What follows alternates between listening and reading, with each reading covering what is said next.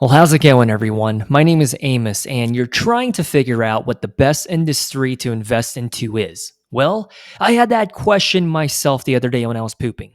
So here's my attempt on answering my own question. And by the way, this is part two. I already did a video on the best sectors, so make sure you watch that video first. So prior to doing a deep dive into the various industries that we are going to talk about, let's agree upon some definitions. A sector is a broad category of similar companies, and an industry is a type of business within a specific sector. So, for reference, finance can be the sector. It's general, it's broad. Then, an industry can be fintechs, payment processing companies like Visa, Square, PayPal. Does that make sense?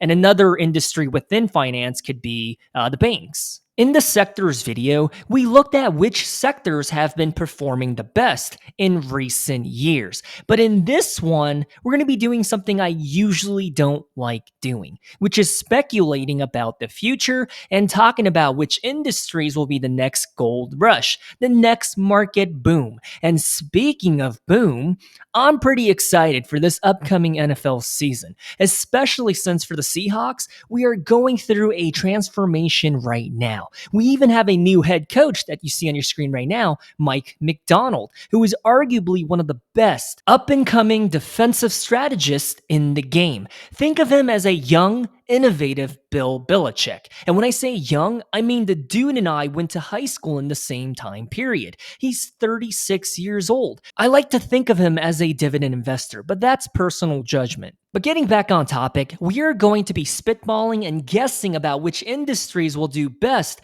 in the next 20 to 30 or even 50 years. Not a very scientific approach, but think of it as a couple of guys just having a conversation while drinking a pint of beer. It can be Guinness, Blue Moon, or a local craft IPA, even better. Which means the industry could be absolute trash right now because its value and momentum is not in the radar of most investors, or the hype train has not taken off the tracks yet. So instead of looking at the data and numbers like we usually do on this channel, we're going to be looking at the intangibles and the potential catalysts that are in their favor. And to reduce the length of the video, I'm obviously going to miss some points. So if you feel like there's another value add or importance to an industry, please contribute and let us know in the comments section. So the first industry is going to be artificial intelligence, aka AI, aka making our lives a little bit better. Thanks, Siri. Siri is like that one psychotic ex-girlfriend that will stalk you and eavesdrop on all of your conversations. But then again, based on Hollywood movies, I should not be offending the robots in AI. And here is why AI is important.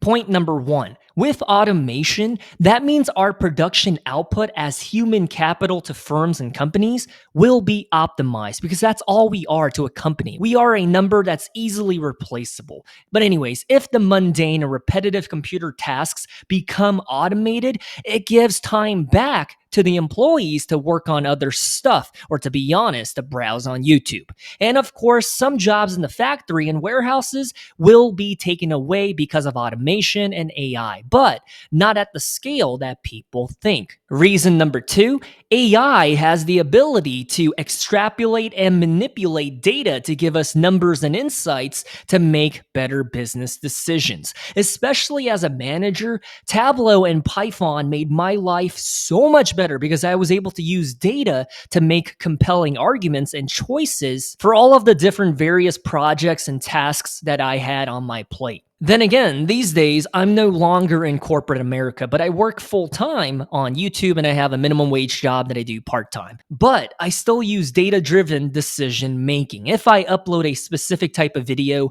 on one of my YouTube channels and I notice the numbers seem off, then I won't do it again in the future. And on that note, did you know over 75% of the people that are watching this video right now are not subscribed to the channel? All I'm trying to say is you are hurting my feelings. Jokes aside, reason number three, AI opens the door for new products and services to make businesses run better, more efficiently, and for our personal lives to be more straightforward.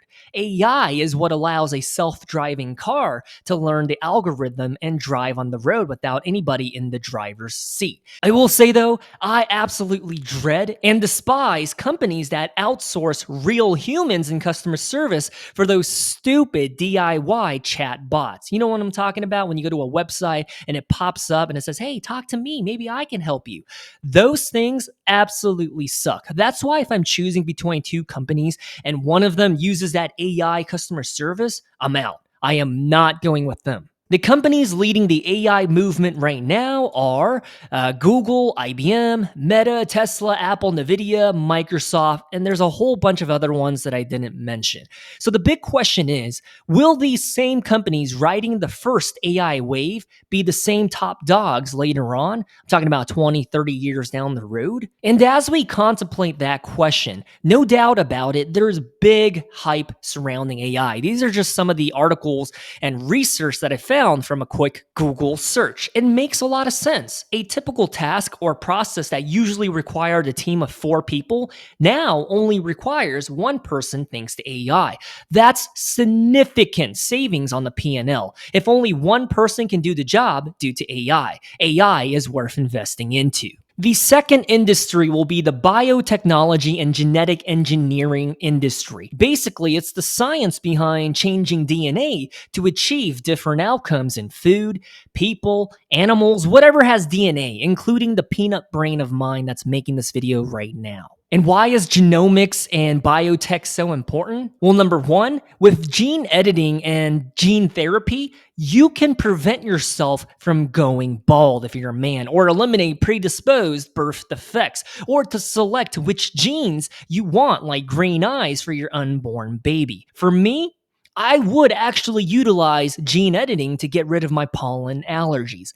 Every single spring where I live, I feel like I'm gonna go insane. So if I could alter my genes so that my body could stop overreacting to grass pollen, then I would happily pay for that treatment. And number 2, through biotechnology, we can reduce our reliance on biofuels like oil and gas and to create biodegradable materials. For the longest time, it was cheap and easy to make, so we mass produced forever plastics for everything and anything. But I will say, paper straws are absolutely useless, but the technology is getting better. I remember when I first got a paper straw with my drink, it became soggy and dissolved within 20 minutes. Not a very fun experience. However, the other day I got a new and improved paper straw, and I gotta say, they last a lot longer. It feels like a skinnier toilet paper roll. It feels more firm in the mouth. That's what she said. So to sum up point number 2, through biotechnology, we can create different fuels for our engines and create biodegradable material.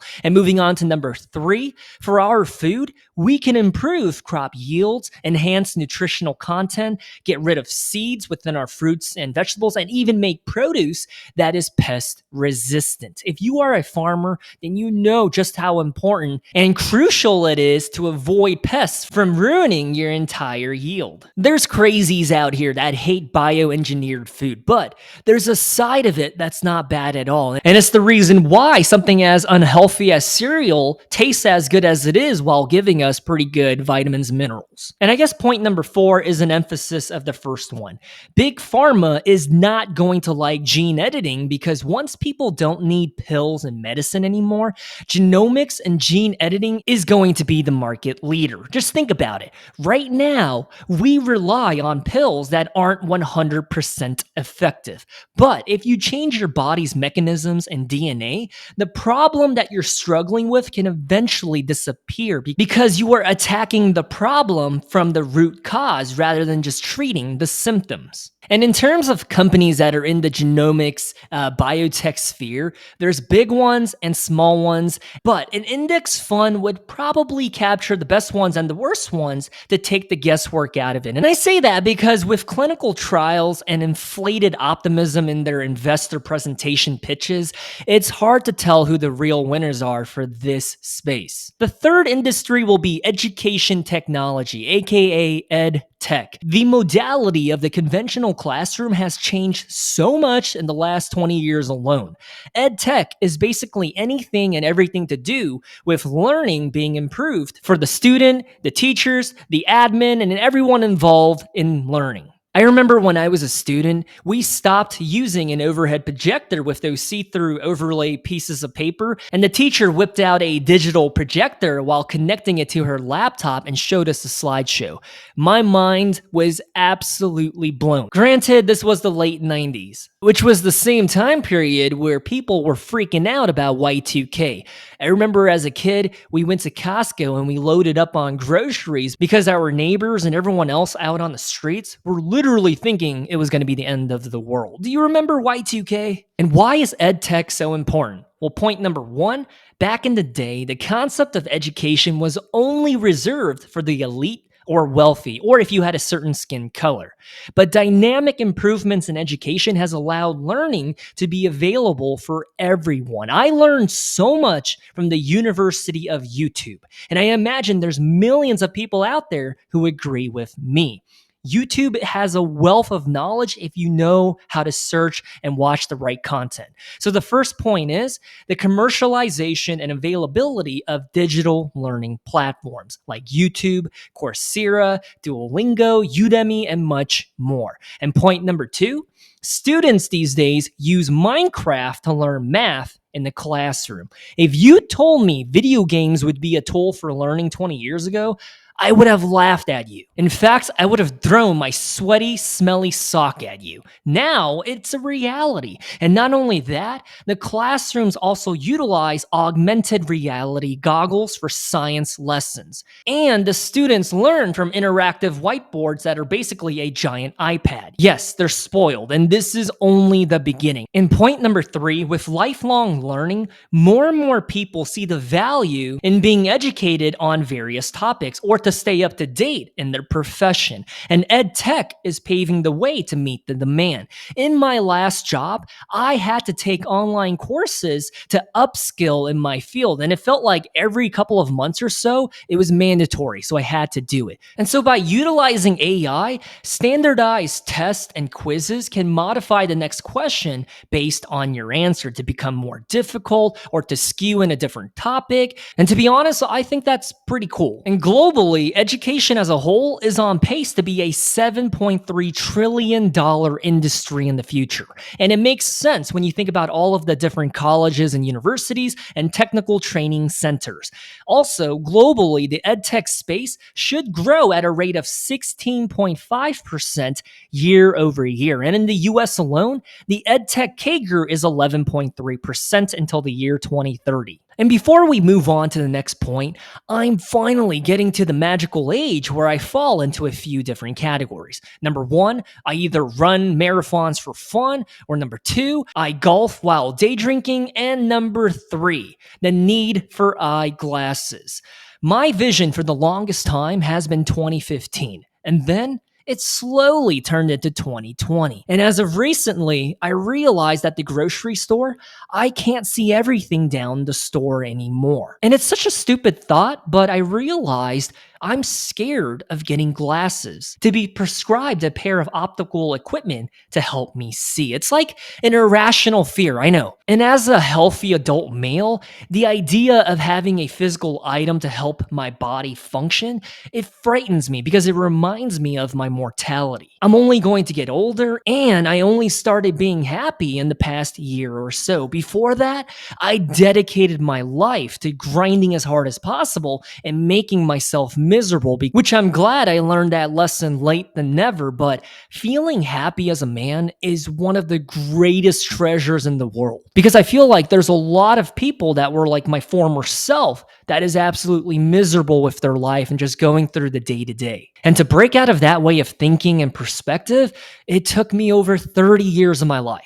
But anyways, talking about glasses, right? I guess I don't feel too terrible about needing glasses eventually because 63.7% of adult Americans actually wear glasses. And I guess I'm going to be joining the statistics soon. But it is crazy to think that I went 30 plus years of my life without needing glasses. I even passed a flight physical to become a military pilot in my 20s, and I had perfect vision at one point. I guess that's why I'm kind of like This is a weird experience. But that's okay. Father Time catches up with all of us. The next industry will be Fintech, financial technology, the business of making finances more efficient and accessible to everyone and anyone. Who knows? Even one day, your dog Rufus will also have access to a brokerage account. Just make sure that he's a dividend investor. The dividend dog. And why is fintech so important? Well, number one, the earliest societies used a trading system to exchange goods and services. And then that turned into physical coins, and then a wallet full of cards.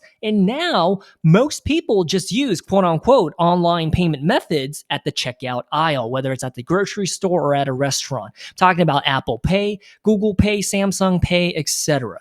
The technology in payment methods has been amazing to see for the past 10 years. So through fintech, we don't really have to carry a wallet full of 40 cards anymore. It can all just be stored digitally in our phone. And number two, the blockchain system enhances the security of digital currencies, and on that note, cryptocurrency would also fall under fintech, in my opinion. And number three, in the palm of your hands, I know we just alluded to it in point number one, but you probably have multiple finance-related mobile apps to access your brokerage account, bank account, mortgage account, etc.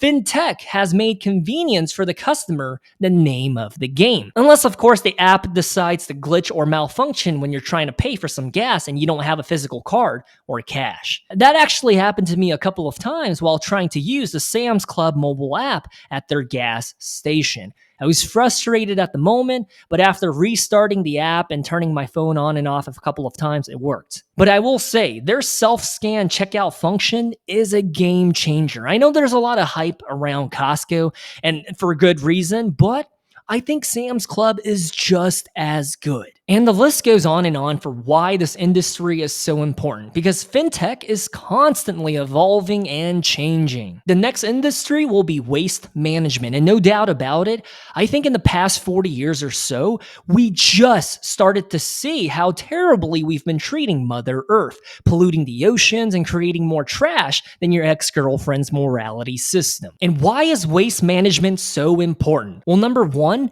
as we learn more and more about how harmful certain chemicals and materials are, we are going to have to properly dispose of them. We can't just dump them into lakes and rivers. I know, it's crazy. So companies are going to have to pay waste management businesses to upcycle and properly dispose of the dangerous trash. And I think about PFAS and more recently, the lithium battery market. That type of stuff is going to require careful handling to recycle. And then number two, there's a whole demographic of people who do not give a rat's ass about recycling. But on the other end, there's people that are holding companies accountable to the amount of waste they produce year over year, and even how much emissions they produce. And as such, companies have to invest into recycling operations to meet these callouts. Besides, our landfills are getting fuller and fuller, and there's only a finite amount of land. Unless you want to live next to a landfill that smells like diarrhea, and you can be reminded of that smell every single time you take your dog out for a walk. The consequences for our decisions. Funny enough, my roommate in college was the president of the recycling club. And point number three as to why waste management is important in the future, well, a handful of the first world countries have seen declining populations, meaning the birth rate is not keeping up with the mortality rate. However, on the other side, a majority of the world's countries are seeing the opposite trend. As their quality of life is improving, so are the amount of people being born in their countries as well. So when you think about it, more people means more waste that is produced. That means trash companies have an investing thesis that writes itself. And the last point, proper waste management reduces the risk of pollution and contamination, which can have significant public health benefits. This includes reducing exposure to hazardous materials and improving air and water quality. Basically, waste management will always have a steady flow of income and predictable revenue. It's not like people just one day decide to produce less trash. So when I think about waste management, it's an ideal oligopoly type of industry. Just 400 years ago, people used to toss their trash into the streets. But now we know if you do that, it leads to disease and illness. Although, to be fully transparent, when I was a teenager, my room probably looked and smelled like a dumpster. And based on this firm's research, they forecast a modest 5% growth rate going forward. It's slow and steady, at least for the US market. And speaking of waste management, do y'all remember this guy that you see on your screen right now? When I was a young teenager, I used to think that Steve-O was absolutely hilarious. My group of friends and I used to copy their stunts and do stunts of our own in their honor. I know, we were stupid as hell. Anyways, Steve-O has a podcast and I listened to it and he mentioned how he is getting fake tits. I'm not making this up. Steve-O is going to get implants not because he is transitioning genders, but for a comedy act. Once he has fake boobies, and by the way, he wants size D, he's going to film a bunch of funny videos and then get them removed afterwards. And the reason why I bring this up is because I can only imagine that you can't just throw away a pair of fake boobs. I'm sure, like a car battery, it needs to be properly disposed. Waste management wins in the end. The next industry will be the rare earth metals, which falls under the materials sector. And unlike the people who hoard gold and silver, rare earth metals have interesting catalysts behind it. Speaking of which, every so often, I'll get a random person commenting on one of our videos telling us how stupid we all are for investing into the stock market instead of hoarding silver. Listen here, man. Just because you put pineapple on your pizza, it does not mean we all have to do that nasty combination that makes you horny. And I fell into a rabbit hole of researching about rare earth metals, and I kind of see the big picture on why it's going to be important going forward. And as of right now, China is the world's biggest producer of these rare earth elements, but the US is also waking up and seeing the value of changing coal mines into becoming rare earth metal mines. So the first reason as to why rare earth elements are important, it has to do with the fact of their relation to quantum computing. Quantum computers in itself is a make or break idea, but apparently it's the future of supercomputers. There are people on the internet that believe our laptops are good enough, and the idea of wasting time and resources to make a quantum computer is overkill. However, the quantum team at Google would disagree because they believe in the multiverse and quantum physics as a way that we can reduce the number of steps to reach computational destinations. I know, it's really complicated and you can watch a TED Talk video for yourself to see if quantum computing is worth the hype or not. But the takeaway is this: rare earth metals are essential for quantum computing parts and to make it work. And point number two, on a level that we can relate to, your iPhone has a ton of rare earth metals as the building blocks for the device. I'm talking about the screen itself, the engine, and even the vibration function. And point number three, these rare earth metals are also key ingredients to making missiles, lasers, and satellites. So the defense and military industrial complex have a need for these raw materials. So as long as there are wars and global conflicts, rare earth metals will have their place. If you get bored later on, all I'm trying to say is from this article, I learned about point number two. I had no idea how important rare earth metals were in the production of cell phones. It's really fascinating to learn about if you want to read this article later on. The next industry will be renewable energy, aka green energy from our beloved utilities. Why is renewable energy important? I think in the past few years or so, we started to see the importance of cloud and data centers to support the internet. Do you realize how big the internet is? And did you know that these data center facilities are really power hungry? So renewable energy supporting the power demands of data centers is an example of how you can use a lot more electricity from a clean source while reducing the impact on the environment. That's a mouthful to say. So these tech companies will be able to say that they partner with green energy to support their operations. So if you're Google or Microsoft, you don't want to highlight in your investor presentation about utilizing coal energy. Soon enough, these data centers are going to have dedicated utility facilities just to support big tech. And point number two, utilities using old school methods right now, they're going to have to switch to renewable energy eventually. It's just going to happen because of law and because of the environmental factors. And when this happens, this is going to create more jobs and economic growth, which I guess it's good for the community, but for the SG&A, Maybe not so. But with that in mind,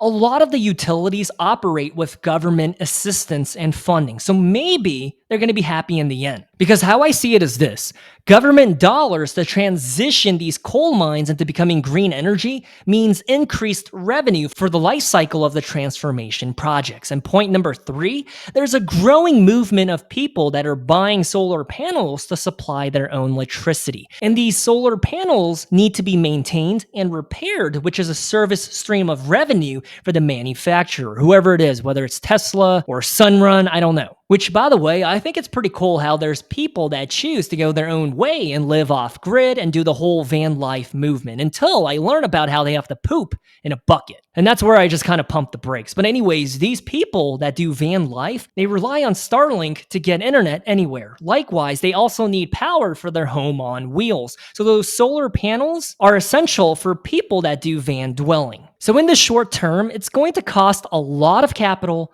time, and resources to become fully green. But once the transformation is made, going from the old school methodologies to becoming green, I think the utility companies are going to have higher margins and run more efficiently. But that's just what I think. I could absolutely be wrong. The next industry will be space and the commercialization of space itself. And why is space important? Well, point number one.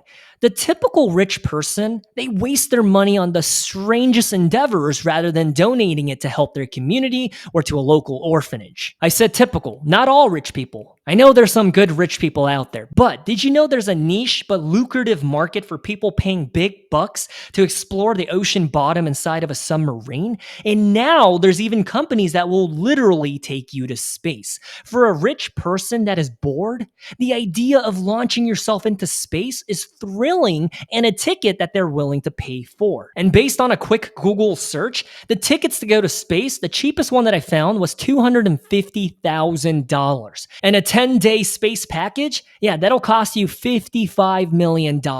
So point number one, space tourism is going to be growing for the rich demographic. And point number two, not only for our radio waves and internet, but various satellites are going to be launched into space in order to monitor people's activities, to forecast the weather and climate, and for military purposes. So as the utility and necessity of satellites increase, it's only a matter of time before we have more satellites in space than we do homeless people in California. And number three, this one ties back to the whole rare earth metals idea. Some people think that the asteroids that are floating around space have precious metals that are worth collecting and mining. So who knows, maybe in the future, countries are going to be fighting one another in order to mine these precious metals. And to sum it all up for space, the investing thesis is this: it's mostly an unclaimed frontier and territory. And when I think about the disposition of man and how we like to make colonies, I feel like the idea of space wars has some merit to it. And some people even go as far as to say that it's going to be the fourth industrial revolution. So whether you choose to believe in the space race or not, it's going to be up to you. I personally think that we should be making our cities on Earth a better place to live, pay our public school educators a lot more, to clean up the mess that we made everywhere, and to help the homeless get the treatment that they need rather than investing into space. But I know my opinion is probably dumb. And speaking of my dumb nonsense opinion, what are my thoughts after reviewing everything? Which industries do I think will be the best going forward? Well, all in speculation, of course, but in the next 20 to 50 years, this is my best guess as to how these industries will rank based on their year-over-year total return potential. The reason why I put genomics as first is because if we can actually start modifying and changing our DNA, the need for so many products and services will become obsolete. I feel like genomics has the potential to become as big as the pharmaceutical and medical industry is right now. However, that's a big if it ever comes to fruition. If it doesn't, then it belongs on the bottom of this list with space exploration. But at number two, AI makes a lot of sense to me. It could probably be number one, but I just feel like genomics has a bigger impact onto society once it actually works out and is readily available. But when it comes to AI, the reason why I have it number two, well, it optimizes work output, it reduces the need for more butts and seats, and it increases the profit margins for almost every single industry. At number three, fintech is fintech. In a way, it's why there's such a thing as zero fee transactions on all of our stock market orders now. If you live in Europe or Asia, maybe not so, but here in the States,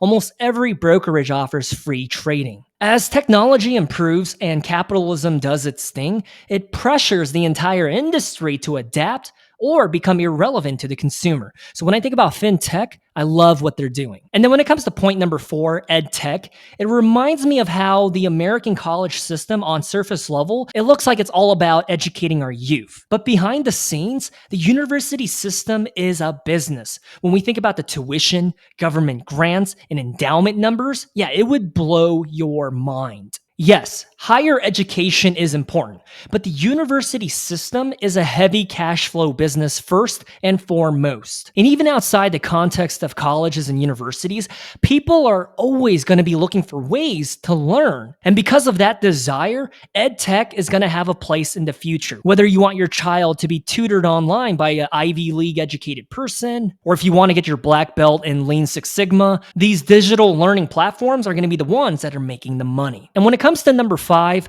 I'm bullish on waste management, but I don't see it having the same rate of return as these first four industries. Trash is solid money for sure, but I just don't think it's going to be the next gold rush. And for the bottom three, they're the bottom three without much of an opinion. And the reason being is that all three of these are big what if scenarios. Or even if it pans out, I just feel like the profit margins are going to be smaller than when we compare it to the top three industries. But I will say, I could be wrong. After all, I am just a cheeseburger that knows how to talk. I definitely see the argument for all three of these, but I'm just not a believer. So now that I know this information, what am I going to do next? Hypothetically speaking, I would probably just do 90% into index funds such as VTI, VU, and SCHD because you're going to get indirect and direct exposure to some of the growth that's going to happen from these industries. And then I would allocate 10% into big tech because big tech is going to do whatever it takes to stay ahead of the curve. So when I think about like Google's Waymo or Facebook's Metaverse, a lot of these big tech companies are so heavy with cash that they're burning it to flirt with ideas that may or may not pan out in the future. And I just feel like if one of their ideas does work out, it'll just help their economic moat. And that's why I think the hype surrounding big tech is probably valid. So that's situation A. On the other side, with situation B, if I were younger, I would probably just go 50% into big tech and 50% into dividend compounders. And why is this my logic? Because it depends on who you are. I have a very low risk tolerance and I prefer to play it safe